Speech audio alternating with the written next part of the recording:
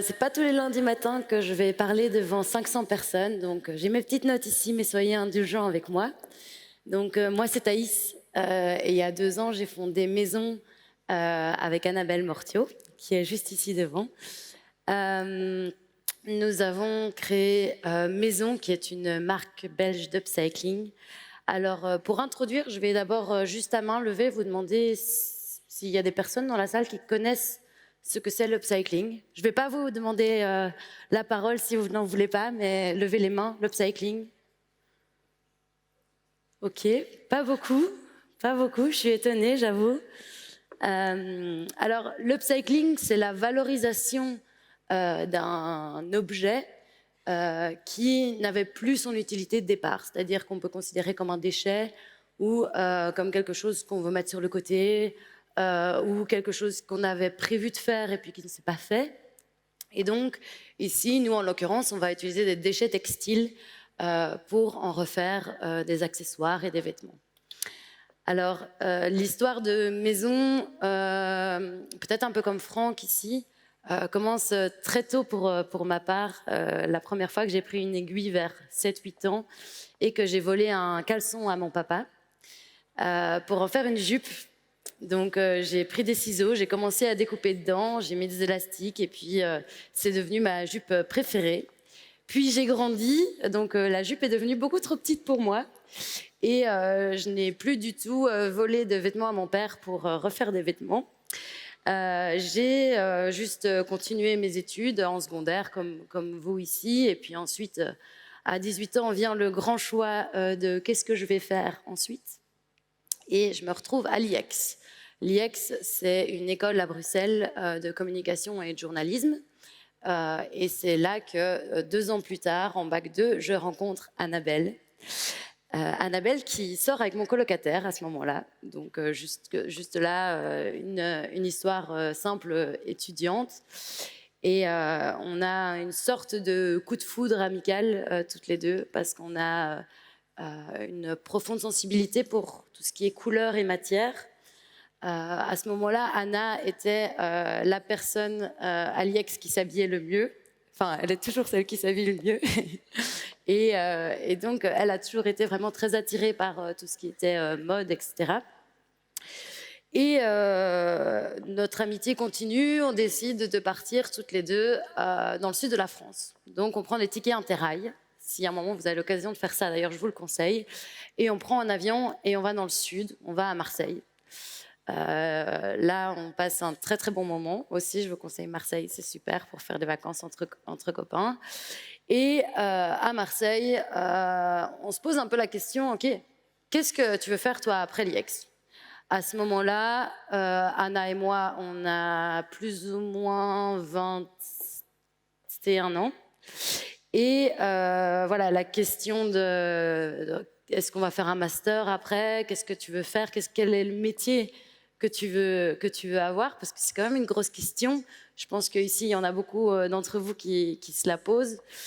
Et donc, Anna me parle de son envie de travailler dans la mode, mais un petit peu le recul par rapport à ça, parce que la mode est un secteur qui est très problématique au niveau environnemental. Mais aussi, il y a un peu ce truc de, voilà, c'est un métier un peu prout-prout. Voilà, il y a la mode qui est considérée aussi comme un secteur super compliqué au niveau relationnel et qui, moi, personnellement aussi, me faisait rester un peu à reculons par rapport à ça. Et finalement, on se dit, en fait, voilà, on va faire une marque de vêtements ensemble.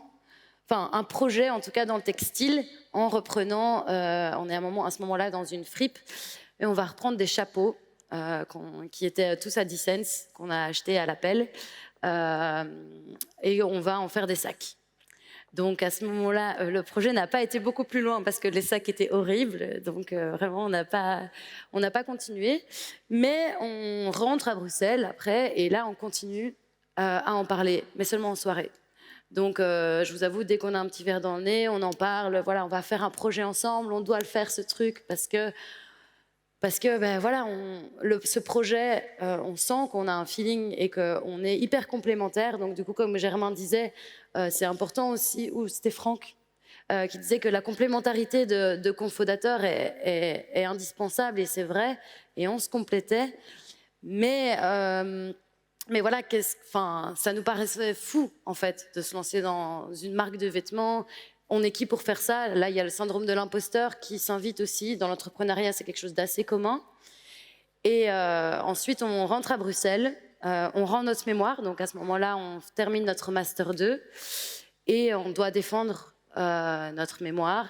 Et juste une soirée qui se passe un peu avant, quelques semaines avant.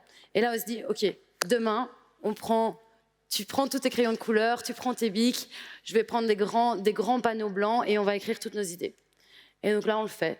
On écrit nos idées. À ce moment-là, on appelle le projet Anaïs pour Annabelle et Thaïs, qui à un moment l'a appelé Clara, parce qu'on aimait bien le nom Clara. Puis ça a continué comme ça. À un moment, on s'est dit qu'on allait l'appeler gingembre.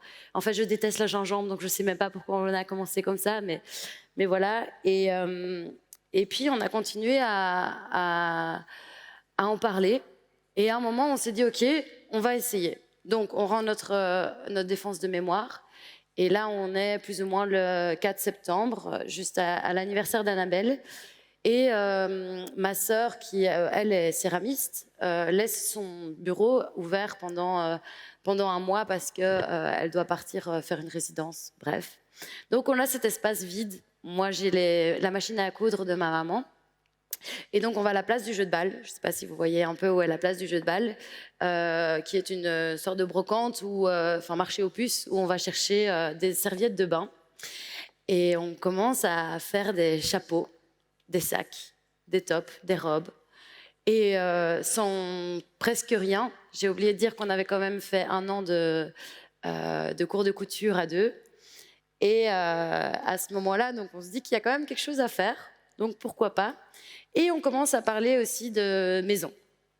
Donc maison, on adore le textile de la serviette de bain, mais on se dit qu'on ne va pas faire que des vêtements avec ça, parce que comme je vous disais, on est trop attiré par toutes les matières que le monde peut proposer, en fait, finalement.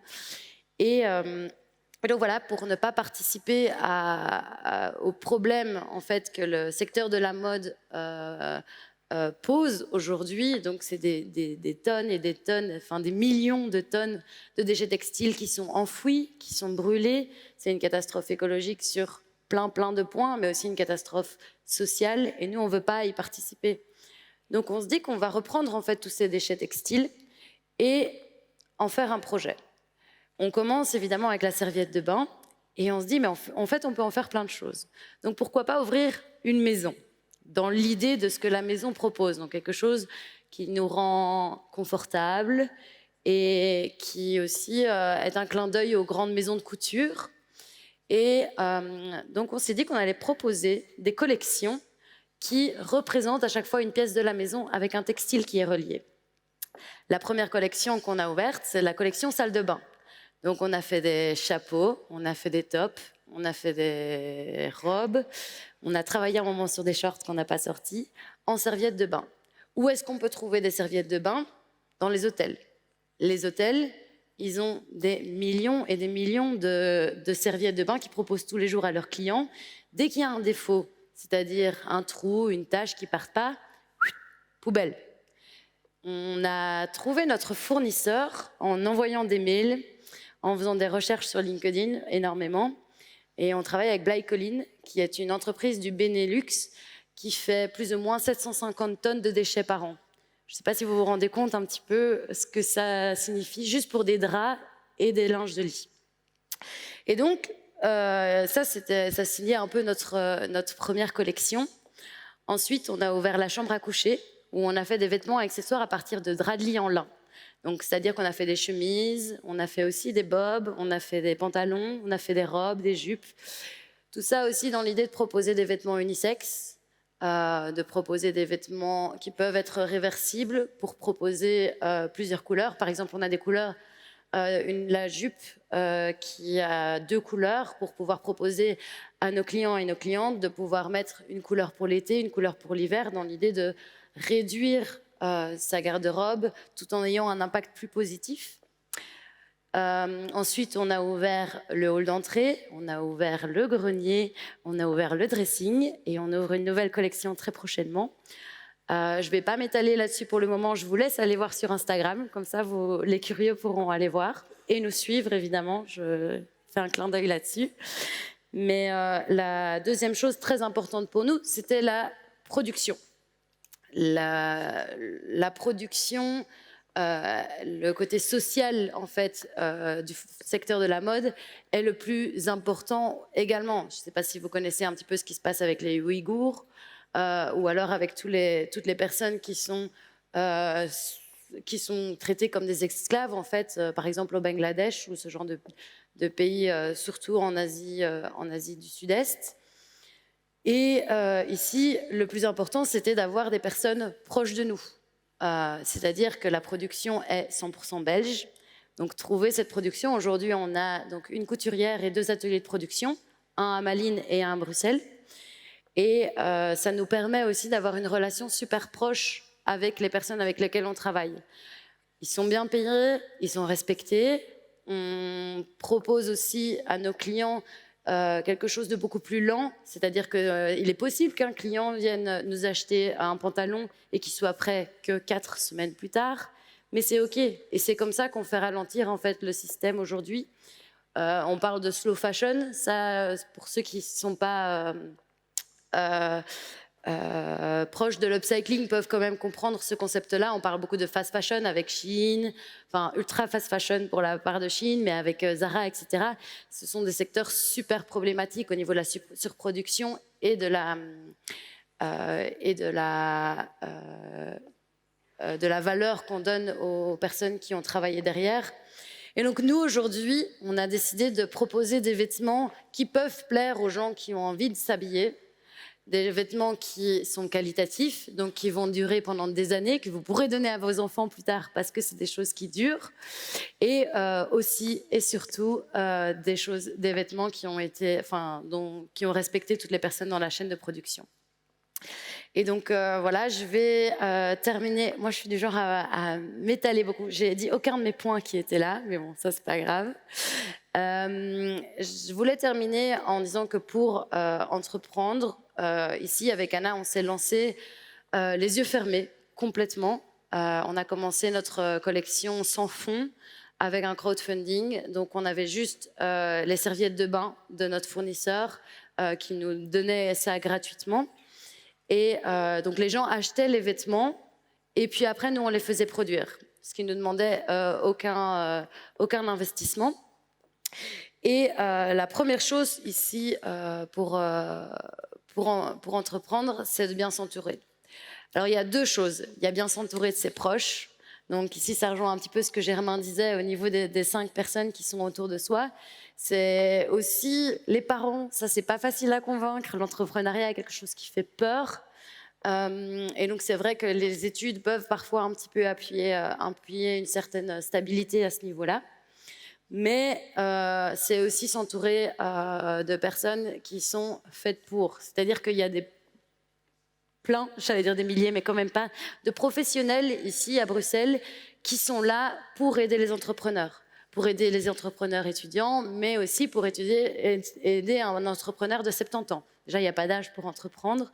Et donc ici, par exemple, les incubateurs. Donc Annabelle et moi, on a fait un incubateur pendant 3 mois, ce qui nous a aidé à parfaire notre image de marque, parfaire le crowdfunding et ce genre de choses. Nous, tout ce qui est financier et juridique, c'était pas du tout notre fort de base. Et donc voilà, je vois que je dois terminer. Donc je voulais terminer par une dernière chose ultra importante, c'est que ce que vous allez décider à vos 18 ans, si jamais vous avez décidé par exemple de faire des secondaires en professionnel, ou alors si jamais vous faites des études en général et puis après que vous devez continuer pour les parents de choisir quelque chose plutôt de type universitaire ou etc., ça ne va jamais définir ce que vous devrez faire pour toute la vie. C'est-à-dire que vous pouvez commencer des études de médecine et puis terminer par faire un podcast culinaire 2 semaines plus tard. Vous pouvez commencer par faire des études d'instituteur et puis devenir web développeur 4 mois plus tard. Il n'y a rien qui vous définit. Je sais que c'est très stressant, mais vous ne ferez jamais de vraiment mauvais choix. Suivez un peu votre voie et nous, c'est comme ça qu'on a fait maison. Voilà, merci.